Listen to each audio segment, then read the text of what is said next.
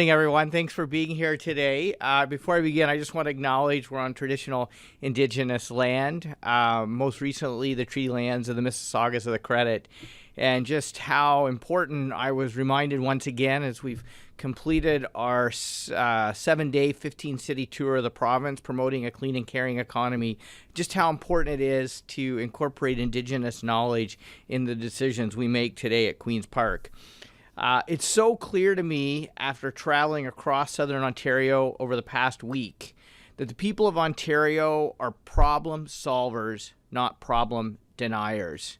People recognize we're facing a climate emergency, and they want the Premier to stop wasting our tax dollars, sabotaging solutions, and embrace the solutions that the people of Ontario are delivering. We visited First Nations communities, we met with community groups, we met with businesses, large and small.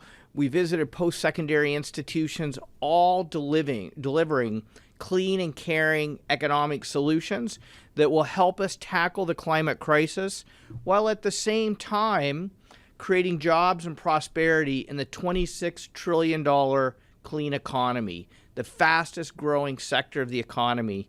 And it's become clear to me everywhere we went, people were experiencing the climate emergency. We saw it with elevated lake levels in eastern Ontario, sandbags in places like Kingston and Belleville. We saw it in southwestern Ontario, docks underwater along the Lambton shores, farmers' fields that spring planting hasn't even started, and it's July now because it's too wet to get into the fields. But at the same time, we also saw people delivering solutions. We visited the Ontario Tech University, developing technology and new low-emission and electric vehicles. We know that auto manufacturers are going to be investing $255 billion in electric and low-emission vehicle technology over the next 5 years. Ontario is developing cutting-edge research. We have the facilities, we have the skilled workforce to lead the EV revolution, not lose jobs to it. We visited Clean Tech Commons in Peterborough, an innovation park put forward by the City of Peterborough in partnership with Trent University and delivering next generation jobs, supporting building retrofits, investments in water technology, landscape technology, and other clean innovations. We visited throughout southwestern Ontario.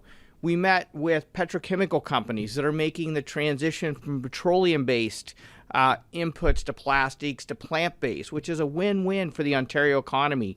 We ship up to $24 billion outside of Ontario to purchase energy inputs from other jurisdictions. Why not keep that money in Ontario, supporting Ontario jobs, generating Ontario prosperity, and why not have energy inputs coming from Ontario farmers, who we clearly learned over and over again are delivering solutions on the front lines of the climate emergency. But we also heard a strong desire from people to invest in the caring economy. People are rejecting the Ford government's austerity agenda.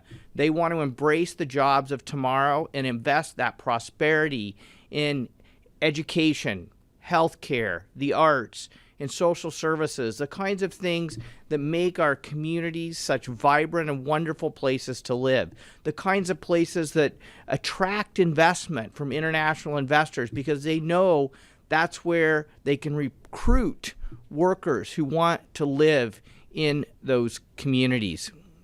And finally, as we traveled around the province, it's been very clear to me that the people of Ontario are ready to adapt to the crisis we face. They don't want endangered species habitat destroyed. They want farmland protected. They want our water resources protected. And they've rejected the Premier's agenda to pave over the people, to pave over the places we love, because they recognize that that's only going to make things like the flooding threats that so many communities are facing even worse. And so the message I heard loud and clear in every stop we made was that people want a new way of doing politics. They want less toxicity at Queen's Park. They want more collaboration among parties, and they want government to support them in delivering the solutions that businesses, First Nations groups, farmers, and community groups and post-secondary institutions are delivering each and every day as they embrace the clean and caring economy, creating jobs and prosperity while also addressing the climate emergency that we face. So I'm happy to take